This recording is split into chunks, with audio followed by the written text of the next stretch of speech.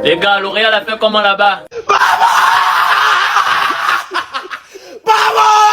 Alors là, c'est impossible, ça peut pas être Valverde. Je savais que le Real Madrid était bipolaire, mais pas à ce point. Les gars. Dites à Manchester City, il ne faut plus voir revenir sur le terrain.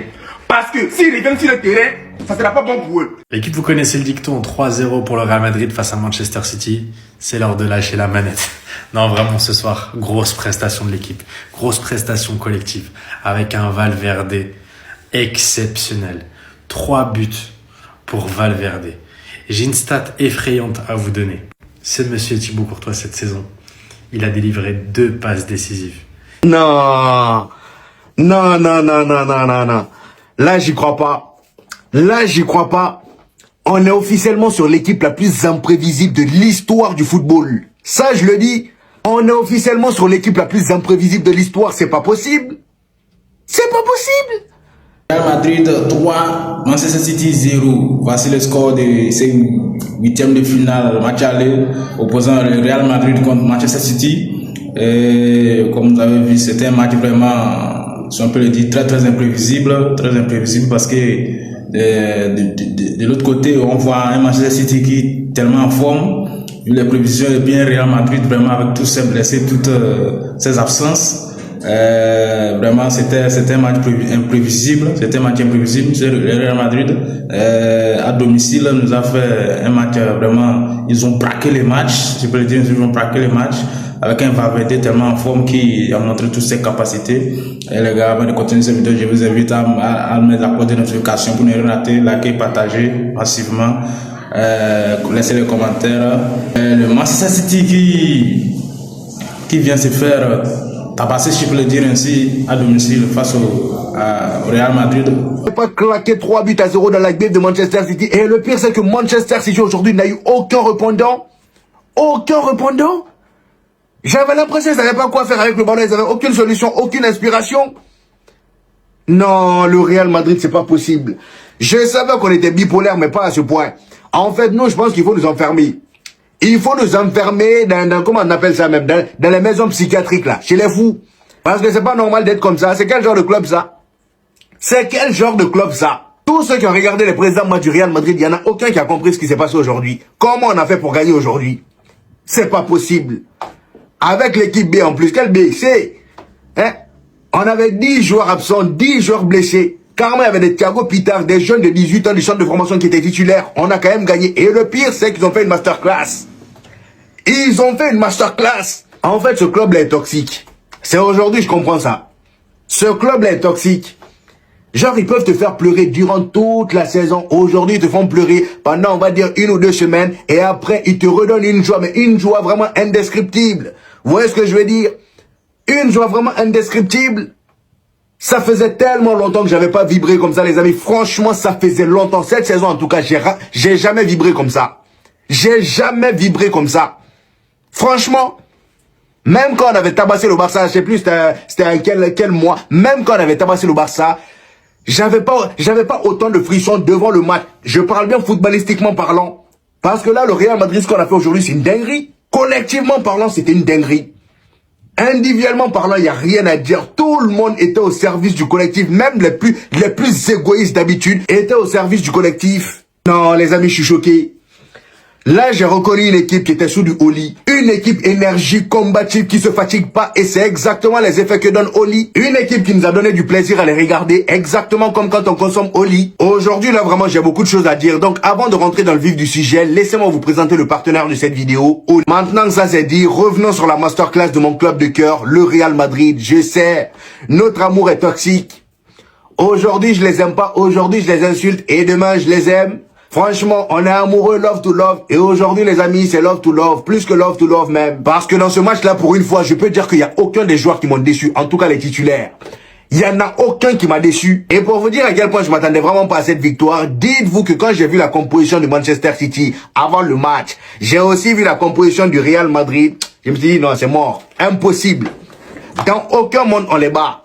Parce que Pep Guardiola, il a aligné une équipe offensive. Là, même, il a mis ses millions en 10 alors qu'il a Cherki. Moi, ça m'a fait peur, étant donné que Semenyo, depuis qu'il a débarqué à Manchester City, il enchaîne que des buts. Et le pire, devant lui, il y a Erling Haaland.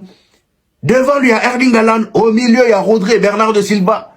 L'équipe était au complet. Et au bas, ils avaient des marmouches, des Foden, des Cherki. Je me dis, eux là, ils vont nous chicoter. Hein? Eux là, ils vont nous chicoter.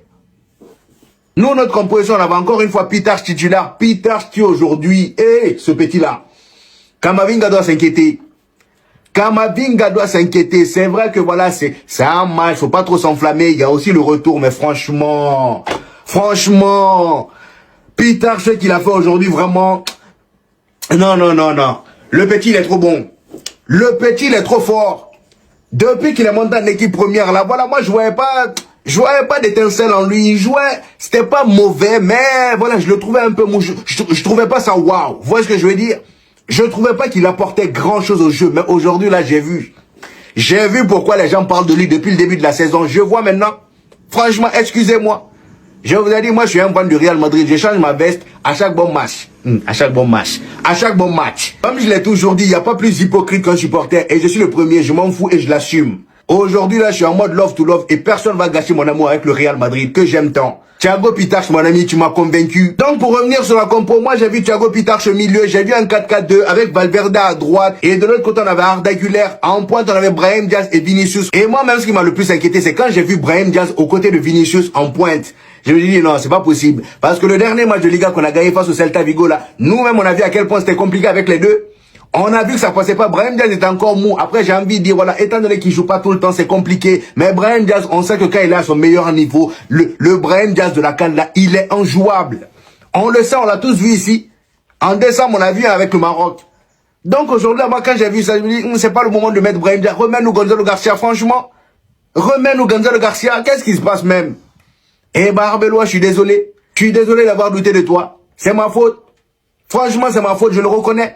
Tu as vraiment bien fait de mettre Brahim Diaz parce que Brahim Diaz aujourd'hui, il a élevé son niveau. Tout le monde a élevé son niveau. Collectivement parlant, il n'y avait pas mieux. Hein? Collectivement parlant, il n'y avait pas mieux. Et j'ai pas vu ça depuis le début de la saison. Et pourtant, c'est l'équipe B. C'est ça le truc. L'équipe B avec 10 joueurs absents. Je sais pas si on se rend compte de la dinguerie qu'on vient de faire, les amis. On vient de battre Manchester City. La statistique, elle est improbable. 2 passes décisives lors de la même campagne en Champions League. Ce joueur-là, c'est plus qu'un gardien de but. Vous avez vu les Neuer, les Buffon, etc. Lui, il s'assoit à leur table facile. Et dites-vous que Vinicius Junior a loupé un penalty. Et j'espère que le Real Madrid ne le regrettera pas lors du match retour. Parce qu'on se souvient tous, FC Barcelone-Liverpool, Dembélé qui loupe la balle du 4-0 et à la fin au match retour à Anfield, il s'est passé une folie. Match exceptionnel du Real Madrid. Vraiment, ils m'ont fait plaisir. On a aimé les voir jouer, les se donner à fond, se surpasser. Tout le monde a été bon. Tout le monde a donné le meilleur de soi-même. Mais mention spéciale à Valverde, homme du match, et Thibaut Courtois. Ces deux-là, on vous dit que le football, c'est un sport collectif, c'est vrai.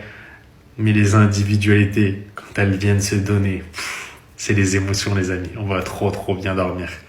Dites-vous que le Real Madrid vient de mettre une fessée au 2e de Première Ligue.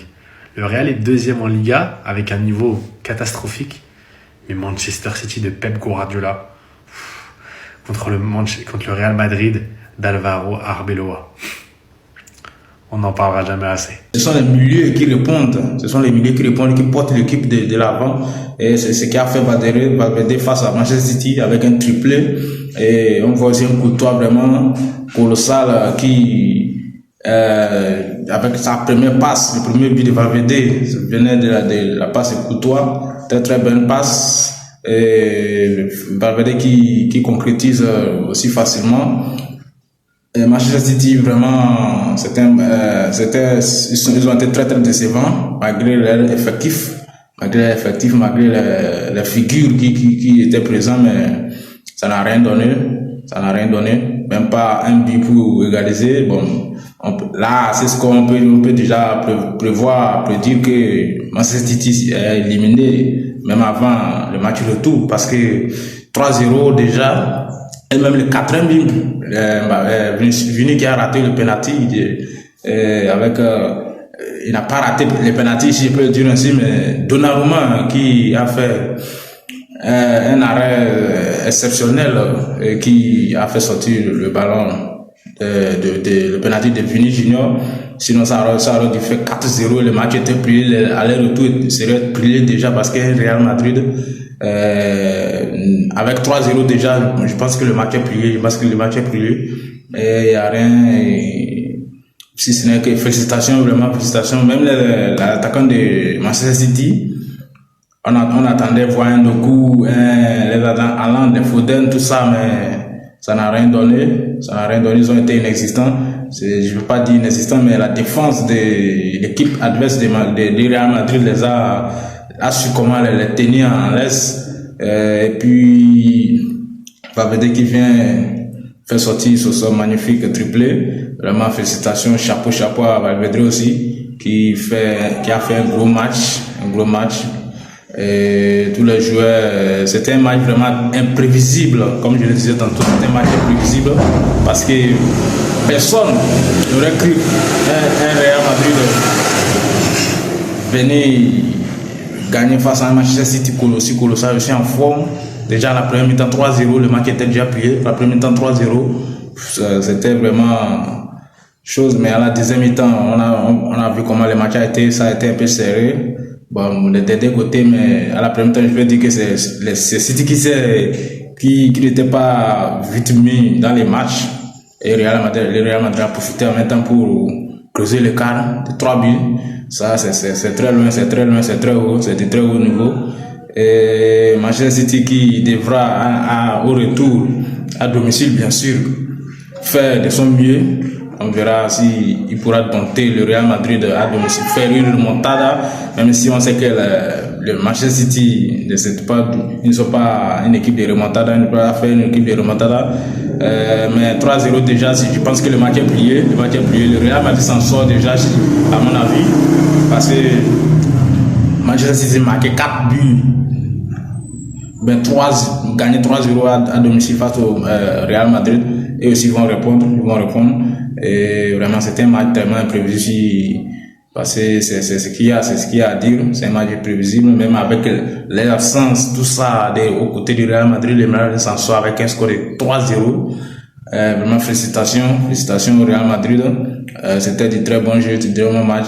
Et City aussi, de son côté, ils ont essayé de faire le mieux, mais voici le score est là. Et le Real Madrid qui tient à moitié pris son ticket aux phases suivantes. Manchester City qui devra au retour faire de son mieux pour pouvoir tenir tête au Real Madrid pour qu'il continue la compétition. Mais je pense que le Real Madrid, c'est une équipe de Champions League. Le Real Madrid, c'est vraiment une équipe qui, en Liga, parce que vraiment en Champions League, le Real Madrid sort totalement une autre figure. Parce que là, venir gagner contre un City qui est tellement en forme actuellement. Vraiment, le Real Madrid, c'est une équipe, si on parle de Champions League, vraiment, faut faire très attention au Real Madrid, même soit disant les formes soient minables, qui ne jouent même pas bien en Liga. En Champions League, il faut vraiment que l'équipe adverse fasse très attention au Real Madrid.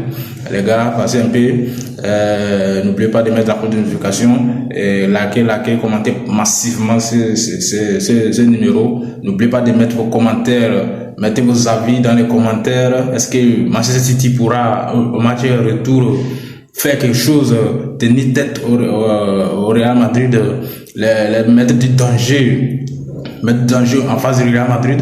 Est-ce que Manchester City pourrait le faire? Les gars, mettez vos avis dans les commentaires.